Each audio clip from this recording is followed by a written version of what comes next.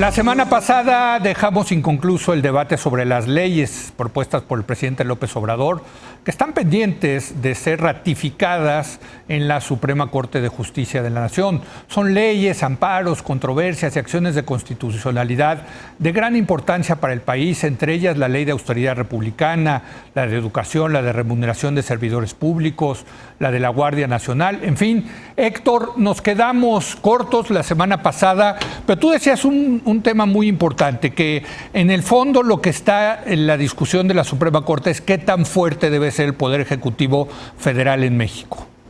Sí, yo creo que ese es el problema, digamos, filosófico, histórico y constitucional de fondo.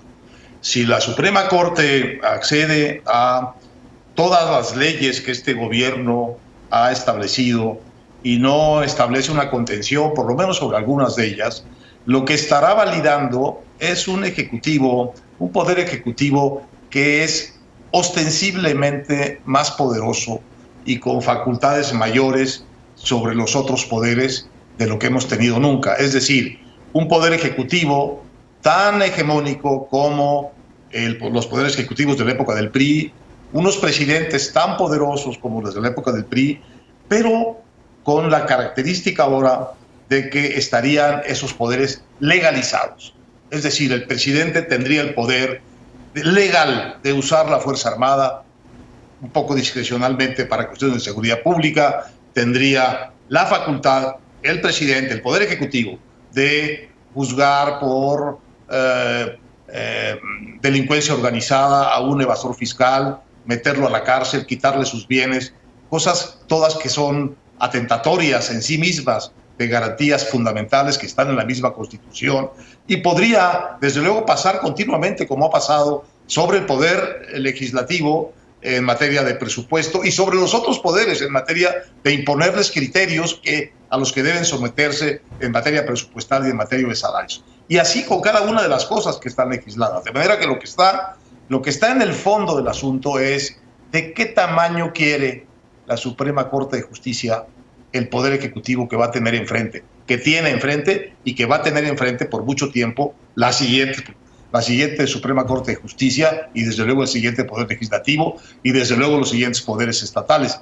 Es decir, ¿de qué tamaño queremos a nuestro presidente? Esta es la gran cosa que tiene que definir la Suprema Corte. Y la verdad es un momento, yo creo que histórico, porque su decisión puede determinar qué tipo de régimen político, qué tipo de equilibrios o desequilibrios de poderes tenemos y si queremos o no queremos un presidente de ese tamaño.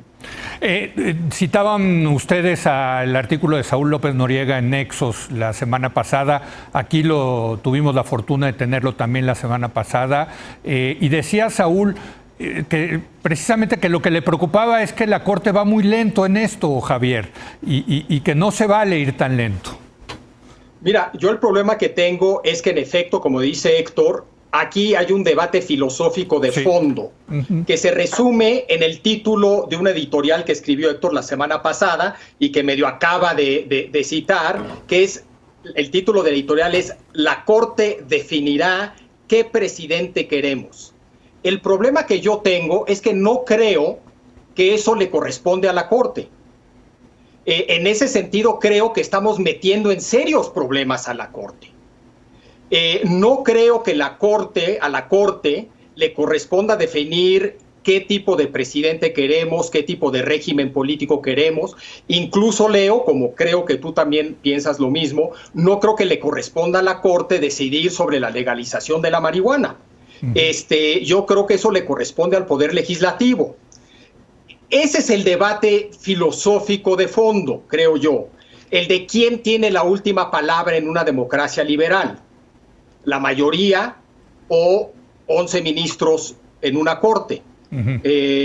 Creo que ese es el debate de fondo, y más en un contexto donde no tenemos, creo yo, todavía un Estado de Derecho.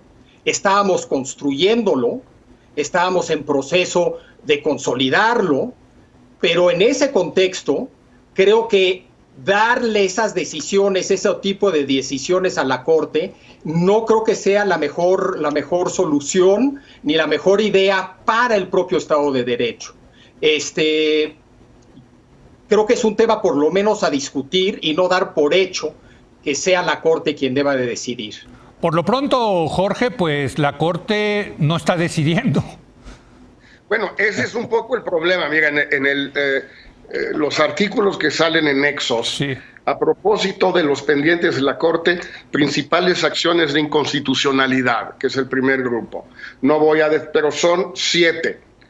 El primero lleva 19 meses en trámite, el segundo 13 meses, el tercero 13 meses, el cuarto 13 meses. En los otros principales controversias constitucionales, el primero lleva 18 meses, el segundo 18 meses, el tercero 18 meses, el cuarto 18 meses y ya luego son menos. Sí. Es decir, por un lado son muchos asuntos y son muy gordos, sí, y es razonable que vaya despacio esto, pero por el otro, sí, esto genera una inercia. Es decir, por ejemplo, la Ley de Educación Pública, que es una de las acciones de inconstitucionalidad, pues ya lleva aplicándose 18 meses. Echarlo para atrás, en teoría se pueden muchas cosas, pero no es muy sencillo hacerlo si te tardas 3, 4, 5 años en resolver la constitucionalidad de una ley.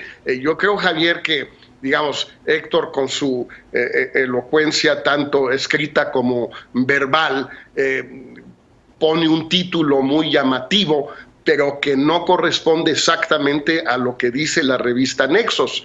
En el sentido de que esto no es que se le pida a la Corte que decida A o B o C sobre qué tipo de presidente queremos. Se le pide a la Corte que decida sobre la constitucionalidad de las leyes que la Cámara, el Legislativo, aprobó. Y eso es totalmente congruente, consistente con una clásica separación de poderes en los países donde existe y con un poder judicial independiente que tiene facultades de revisión constitucional. No se le está pidiendo que legisle, se le está pidiendo que vea si la legislación existente es consistente, es constitucional.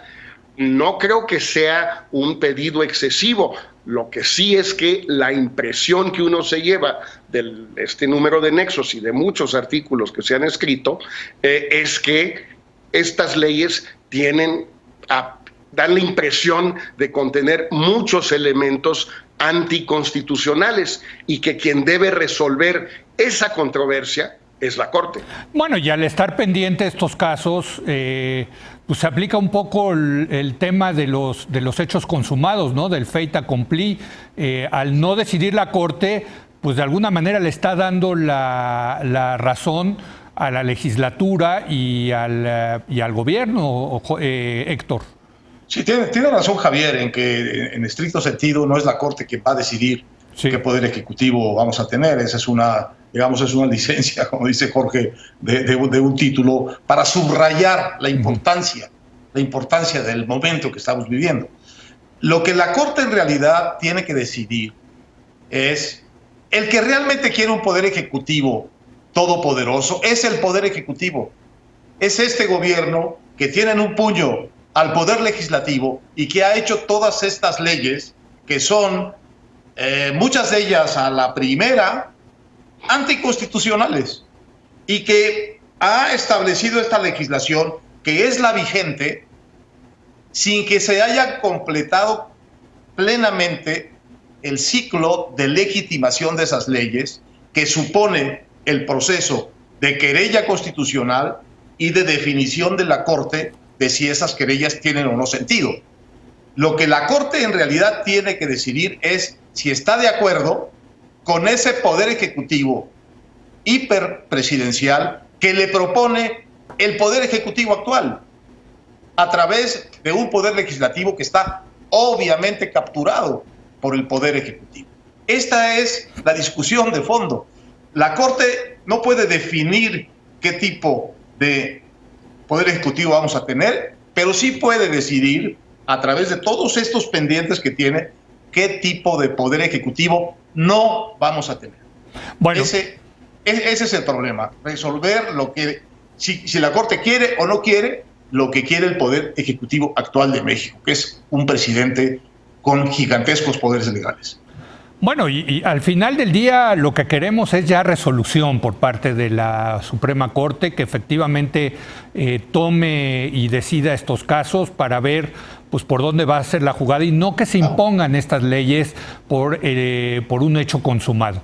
Bueno, tengo que hacer una pausa. Oiga, se está poniendo buenísima la elección en Estados Unidos, no podía ser diferente. Vamos a darle un repaso a lo que está pasando allá en el vecino del norte. Regresamos.